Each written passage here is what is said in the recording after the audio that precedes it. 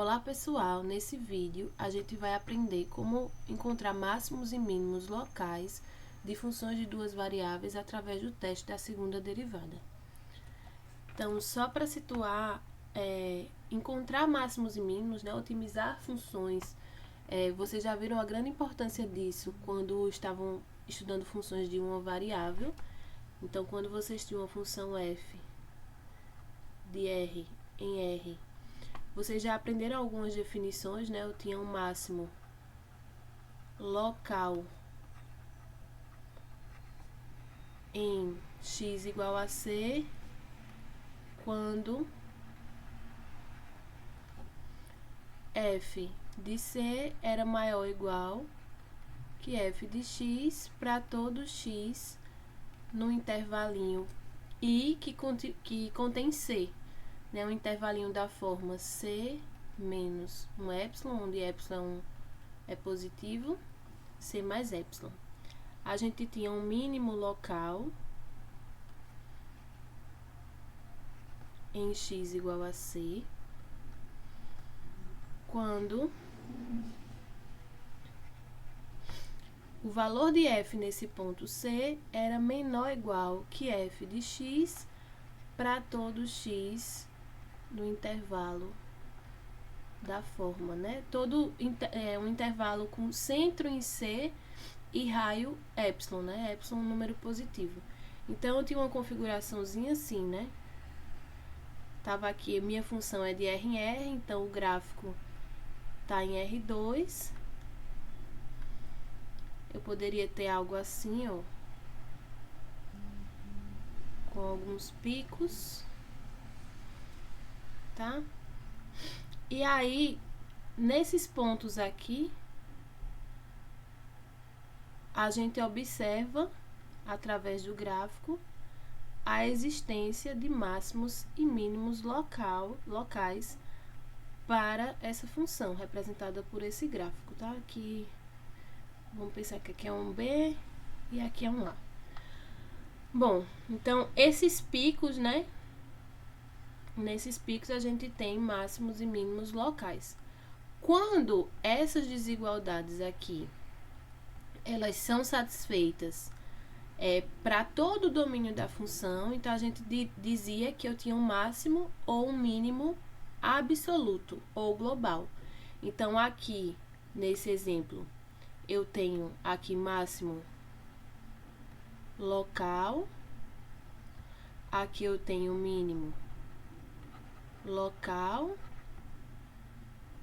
máximo local, esse aqui é um mínimo absoluto e aqui é um máximo absoluto. Pensando aqui no domínio dessa função como sendo esse intervalo AB, certo? As definições para funções de duas variáveis, elas são totalmente análogas. Então, a gente vai dizer que uma função f, ela apresenta no ponto AB um ponto de máximo local quando o valor de f em AB é sempre maior ou igual que f de xy para todo xy próximo de AB. E esse número f de AB a gente chama de valor máximo local. O que é ser próximo de AB, né? A gente vai dizer que é próximo de AB quando esse xy ele pertence à bola aberta de centro em AB e raio R. Como é que a gente define esse conjunto? Esses são o conjunto dos xy no plano, né, em R2, tal que a norma de xy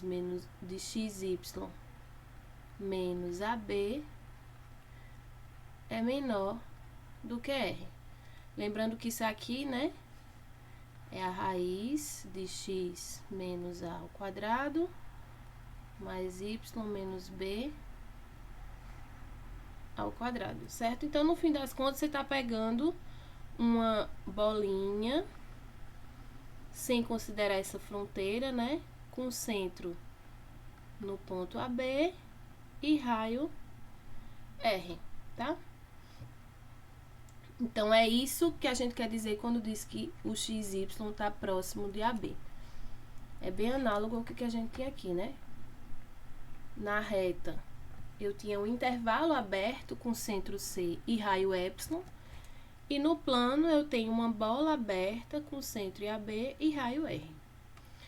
E aí, o ponto de mínimo, a gente define como sendo um ponto AB, de modo que o valor de f em AB é menor ou igual que f de xy para todo xy próximo de AB, e o f de AB é chamado de valor de mínimo local. E aí, quando essas desigualdades valem para todo xy no domínio da função f, a gente diz que é um máximo absoluto ou global ou um mínimo absoluto ou global da função f. Ok? E aí, voltando aqui, a gente tem uma figurinha, né? Para mostrar mais ou menos como se apresentam esses máximos e mínimos locais. Essa figura foi retirada do livro do Stuart, que é um dos livros que está sendo utilizado nessa disciplina. Então, é isso. Aqui eu tenho mínimo absoluto, máximo absoluto, aqui é mínimo absoluto, aqui máximo absoluto, máximo local, mínimo local.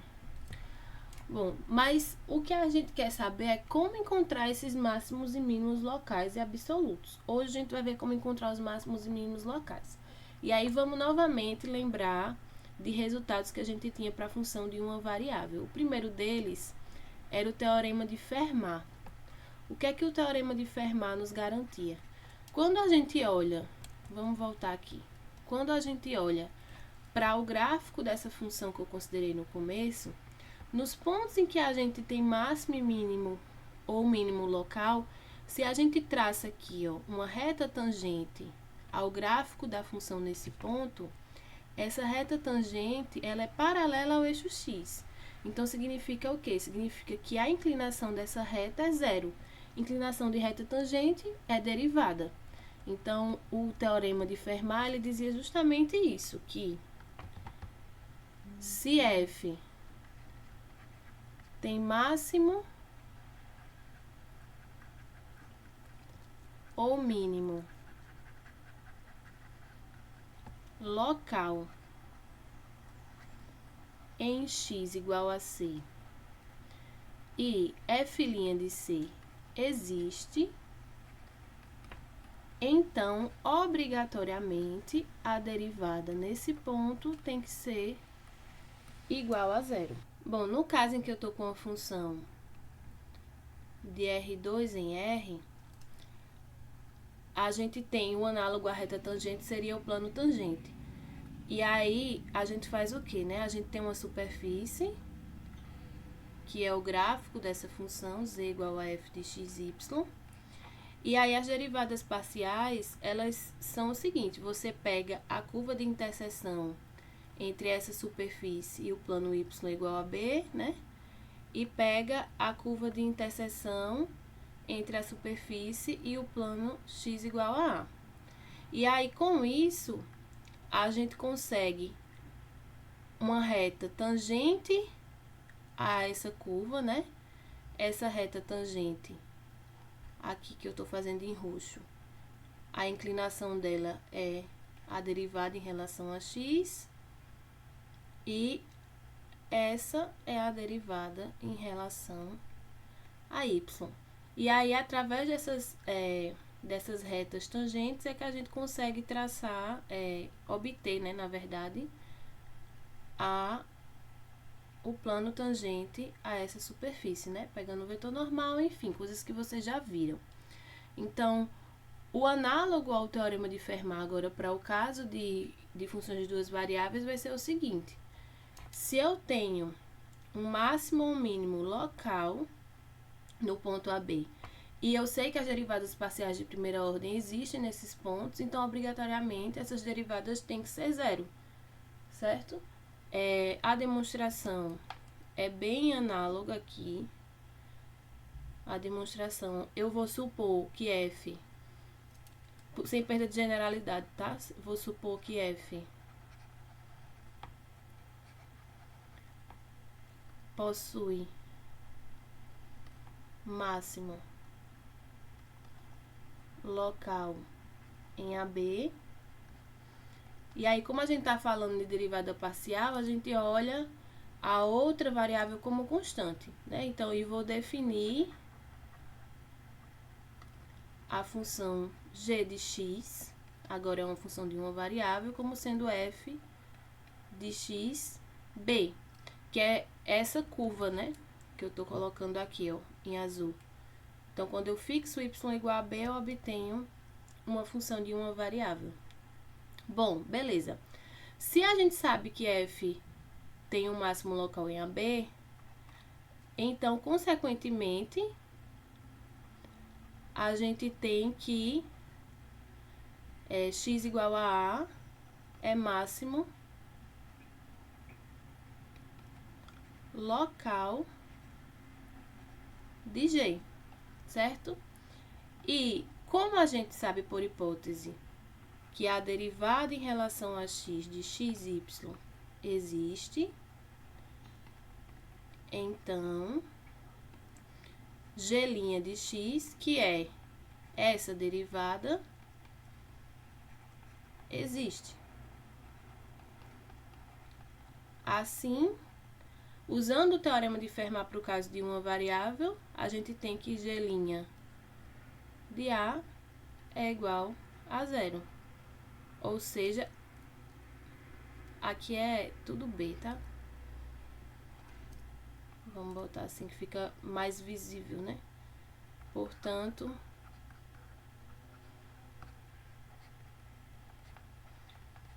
aqui é igual a zero. E aí, vocês fazem como exercício mostrar que a derivada em relação a y também dá zero. E aí, uma definição que a gente tem que vem lá também, do caso de funções de uma variável, é definição de ponto crítico. A gente vai dizer que AB é um ponto crítico quando as derivadas parciais de primeira ordem de f em AB forem nulas, ou se uma dessas derivadas de primeira ordem não existir, certo? Então, isso aqui é extremamente importante da gente se ater, que geralmente as pessoas só lembram no caso em que a derivada parcial dá zero. Beleza, então vamos começar a verificar alguns exemplos, né? Já que olhar esses pontos em que a derivada se anula ou não existe é olhar candidatos a valores extremos da função, né? A máximos ou mínimos locais.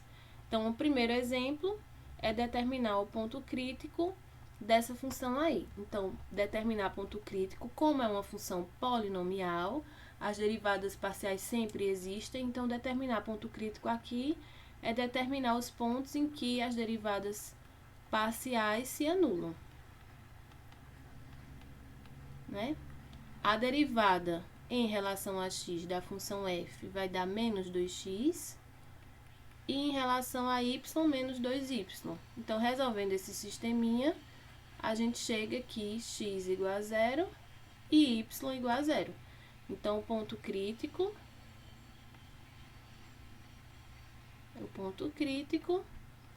é o ponto 0, 0. E o valor da função nesse ponto crítico é 1. Tá? Um outro exemplo também bastante simples, que é uma função polinomial também, novamente, procurar pontos críticos vão ser procurar pontos que satisfazem esse sistema. E aí, isso implica que, nesse caso, a derivada aqui é 4x ao cubo mais 4, igual a 0. E aqui é 4y ao cubo mais 4, que é igual a 0.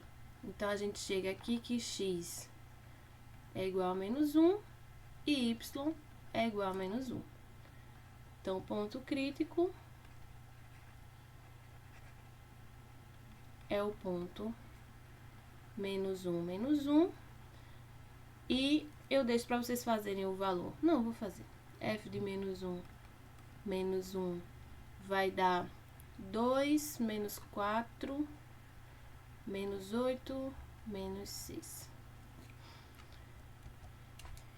E mais um exemplo, nesse aqui aí você consegue verificar claramente que o ponto crítico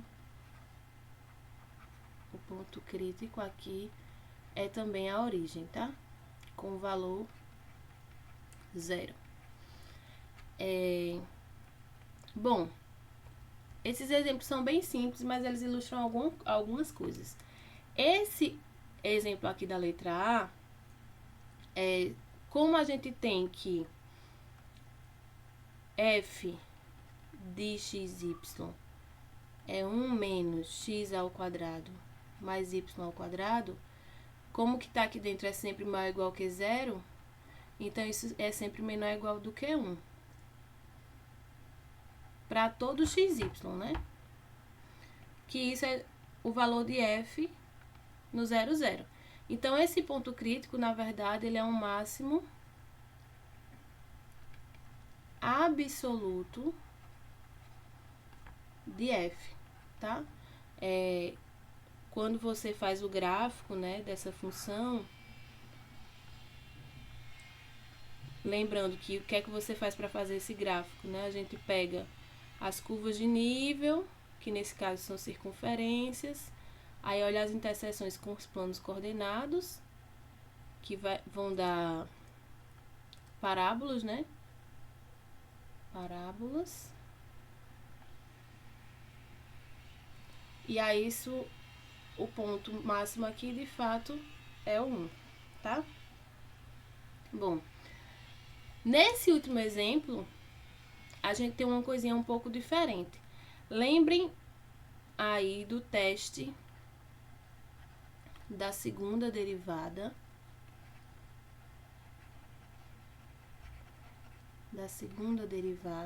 No caso que eu tenho uma função de uma variável só. O que é que esse teste dizia? Ele dizia que se eu tenho, se x igual a c é ponto crítico, vou botar assim, se x igual a c é ponto crítico de f, obviamente a gente tem algumas suposições em relação à existência da derivada dessa função f. A gente tinha aqui, se a segunda derivada em c é maior do que 0, então, o que é que acontecia? X igual a c era mínimo local de f. E se a segunda derivada fosse negativa, então x igual a c era máximo local de f. Isso é bem intuitivo de se entender, porque se eu tenho um ponto crítico, né, a derivada existe, a gente vai ter que essa derivada dá 0. Então, quando a segunda derivada é maior do que 0, eu tenho uma concavidade voltada para cima. Então, eu estou aqui com o meu ponto crítico, que é onde a derivada se anula, mas nas proximidades dele a concavidade é voltada para cima. Então, eu tenho um mínimo local. Quando a segunda derivada é negativa, concavidade voltada para baixo. Então, nas proximidades do ponto C, a concavidade do gráfico da função é voltada para baixo. Logo, x igual a c é o máximo. Tá? F duas linhas maior que 0, F duas linhas menor do que 0. E aí, nesse exemplo, o que é que a gente tem? Quando a gente calcula aqui a primeira derivada, né? Para esse exemplo é 2x e f de xy é 2y. Se a gente olha f xx em xy, isso dá 2. E f xyy, peraí, que seria a segunda aqui, em xy, isso, perdão, aqui é menos 2y, né? Isso dá menos 2. Em particular, no ponto crítico que a gente encontrou, né? No ponto 0, 0. Então, eu sei que nessa direção é maior que 0 e nessa é menor do que 0. Então, eu estou com uma característica assim. Eu tenho concavidade voltada para cima, aqui está o ponto 0, 0, e depois eu tenho uma concavidade voltada para baixo. Então, esse ponto, ele nem é um ponto de máximo, nem é um ponto de mínimo. O gráfico dessa função vocês já devem ter visto. É um gráfico que parece uma cela, e esse ponto é o que a gente chama, um ponto que nem é máximo nem é mínimo, a gente chama de ponto de cela. Certo? E aí é o que vai dizer o teste da segunda derivada para funções de duas variáveis. Bom, então aqui a gente vai ter o seguinte, a gente vai supor que eu tenho uma função de duas variáveis com derivadas parciais de segunda ordem existentes, né, e contínuas. E aí, quando eu tenho isso, eu chamo essa função de classe C2, tá? Em uma bola aberta com centro em AB. E a gente vai supor que as derivadas de primeira ordem dão zero. Ou seja, que esse ponto, AB, é um ponto crítico da função f. Vamos considerar H, que a gente chama de Hessiano, tá? Isso aqui é definido como Hessiano, ou a matriz hessiana, que é dado por essa expressão. Derivada de f em relação a x vezes f y menos f de xy ao quadrado, que pode ser escrita na forma desse determinante, né? Aqui que vocês estão vendo. E a gente vai ter que, se o h no ponto crítico AB for positivo e f de xx também for, então AB é um ponto de mínimo local. Lembrando que isso significa que para aquela curva de interseção lá entre a superfície e o plano y igual a b, a curva de interseção ela tem concavidade voltada para cima. Se h de AB é maior do que zero e a f de xx é menor do que zero em AB, então aqui significa que eu tenho concavidade voltada para baixo, e aí o ponto AB vai ser um ponto de máximo local. Aqui tem um errinho, tá? Bom, e se h de AB é menor do que zero, então AB é um ponto de cela. Beleza? Então, ponto de mínimo, ponto de máximo, ponto de cela. Ponto de cela, como no exemplo anterior, é um ponto que nem é de máximo, nem é de mínimo. O fato de h de AB ser maior do que zero significa que todas essas curvas, quando eu traçar interseções entre a superfície e alguns planos coordenados, todas essas curvas vão ter concavidade voltada para o mesmo lado, tá? Então, se a gente olha apenas para uma direção, que é o caso aqui, né? A gente vai poder identificar se esse ponto é máximo ou mínimo.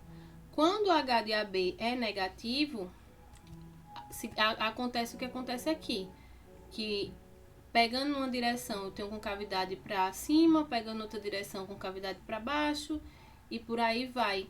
Então, eu tenho um ponto de cela. Então, vamos ver aqui o primeiro exemplo para a gente determinar valores extremos de f usando o teste da segunda derivada. Então, eu tenho aqui uma função polinomial. Pelo teste, né, a gente precisa primeiro identificar os pontos críticos dessa função. Para identificar os pontos críticos, a gente precisa calcular as derivadas parciais, porque como é uma função polinomial, a derivada sempre vai existir.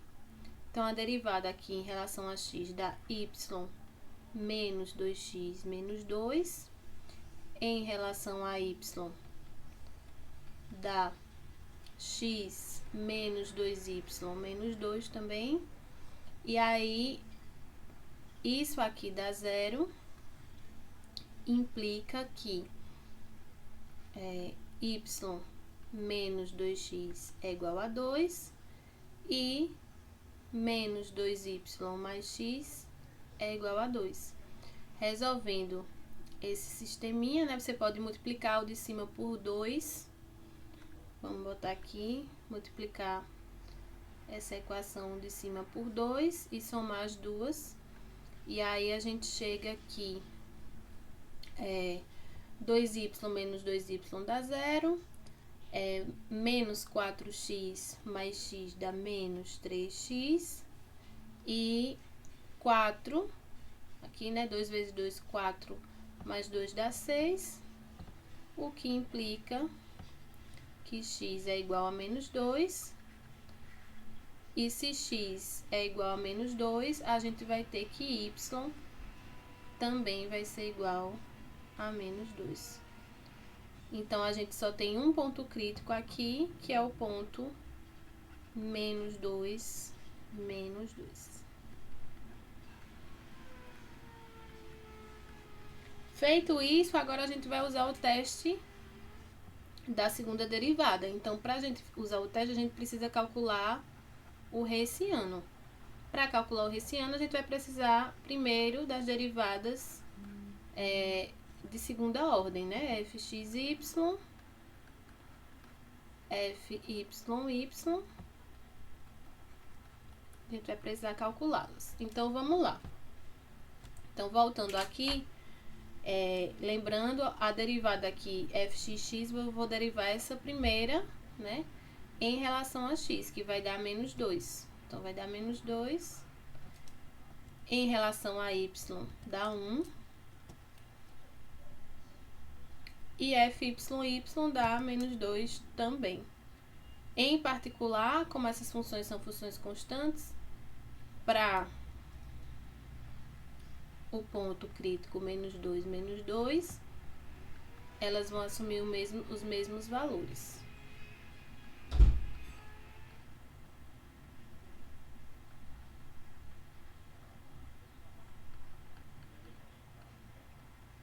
Consequentemente, o h em menos 2 vai ser o determinante, né? Aqui fica fxx, isso no ponto, né? fxy, fxy, fyi. Então, vai ficar menos 2, 1, menos 2, que dá 4 menos 1, que dá 3, que é maior do que 0. Se é maior do que 0, agora a gente olha para o sinal da segunda derivada em relação a x, que é também maior do que 0. Então, pelo teste, qual é a conclusão que a gente chega? A conclusão que a gente chega é que, pelo teste da segunda derivada, que eu vou resumir para o vídeo não ficar tão grande, como h de menos 2 é maior do que 0 e fxx em menos 2 também é maior que 0, menos 2 é ponto de mínimo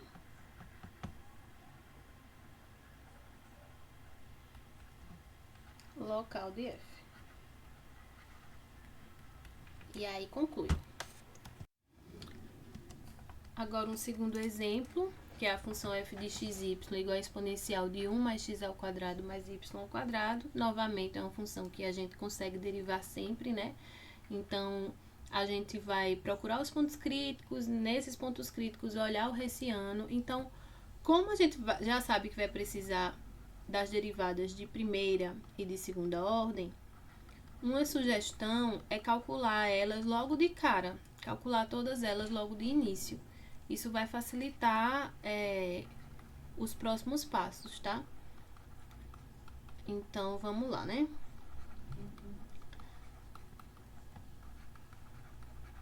Pronto. Então, em relação a x, lembrando que aqui a gente vai precisar usar a regra da cadeia, vai ficar 2x elevado a 1 mais x ao quadrado mais y ao quadrado. Em relação a y, né, vai ficar 2y vezes e elevado a 1 mais x ao quadrado mais y ao quadrado. E as segundas derivadas, a gente vai precisar usar a regra do produto, tá? Então, eu vou derivar essa primeira em relação a x duas vezes, né? Agora, em relação a x, como tanto essa função quanto essa dependem da variável x, eu vou usar a regra do produto. Então, vai ficar 2 é elevado a 1 mais x ao quadrado mais y ao quadrado, mais 2x vezes, aí vai ficar vezes 2x novamente, é elevado a 1 mais x ao quadrado mais y ao quadrado, ou seja, dá 2 mais 4x ao quadrado é elevado a 1 mais x ao quadrado mais y ao quadrado.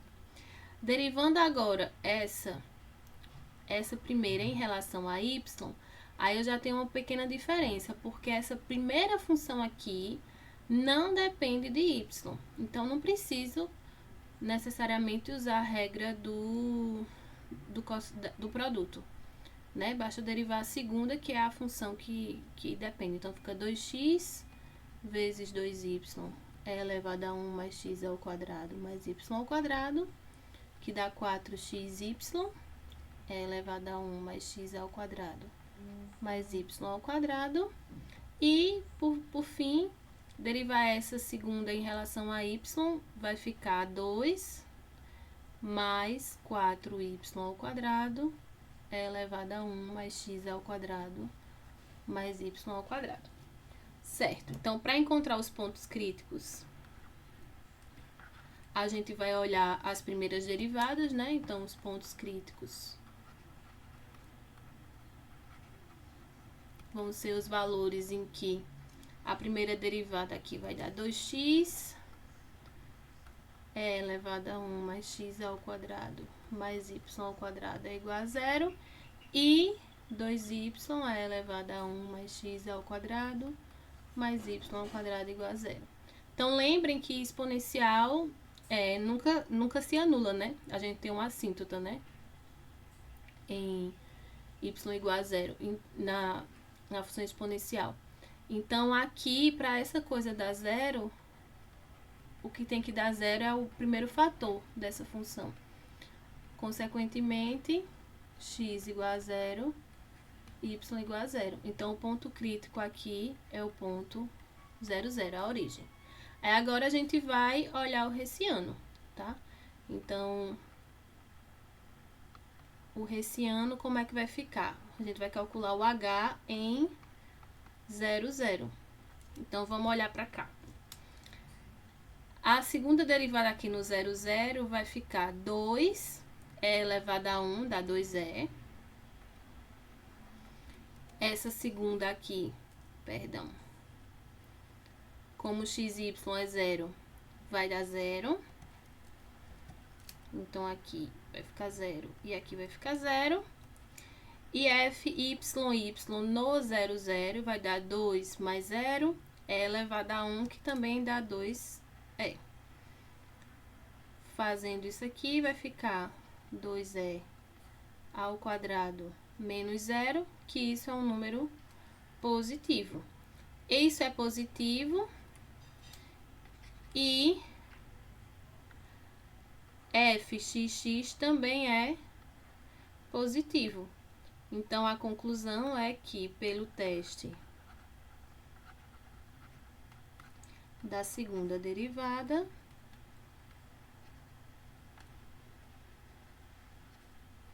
a gente tem que 0, 0 é ponto de mínimo local.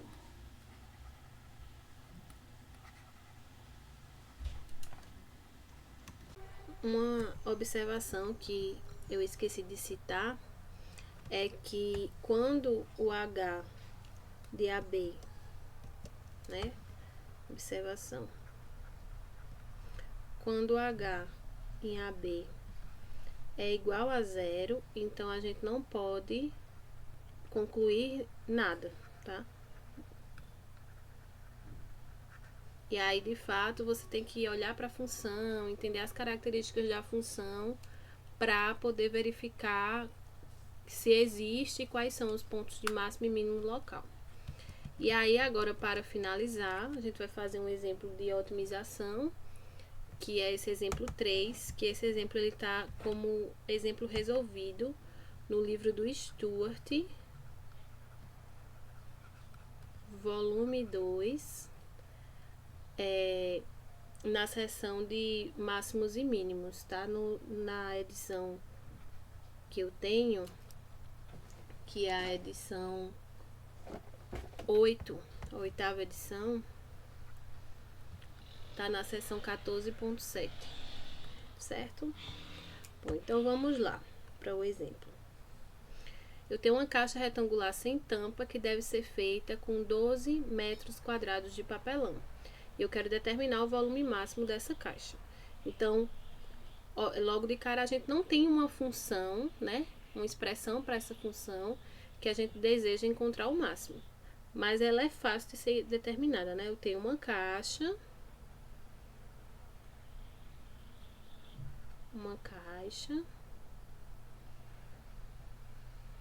Certo? As dimensões, vou chamar de x, y e z. E quais são as coisas que eu tenho informação? Eu sei que eu quero determinar o volume máximo dessa caixa. Então, a função que eu quero maximizar é a função volume. O volume de uma caixa é dado pelo produto das suas 3 dimensões, né? X, y e z. Das medidas dessas 3 dimensões.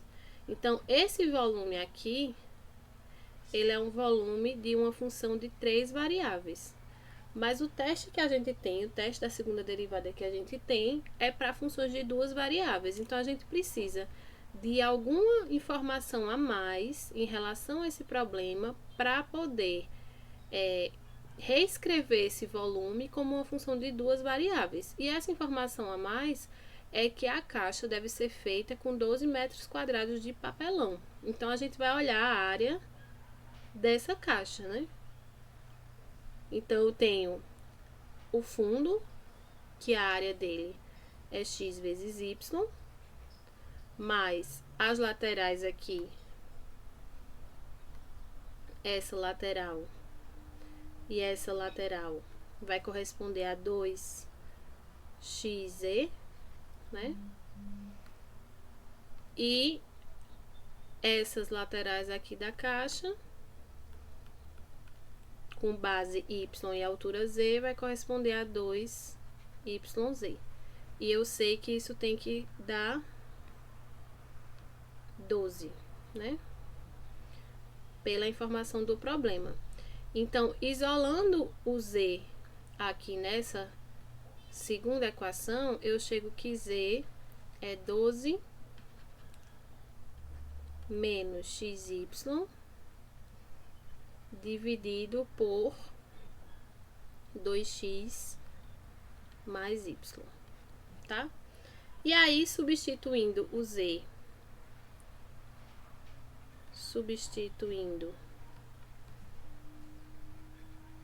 z em v, a gente chega que v agora é uma função de 2 variáveis apenas, vai ser dado por xy vezes 12 menos xy sobre 2x mais y.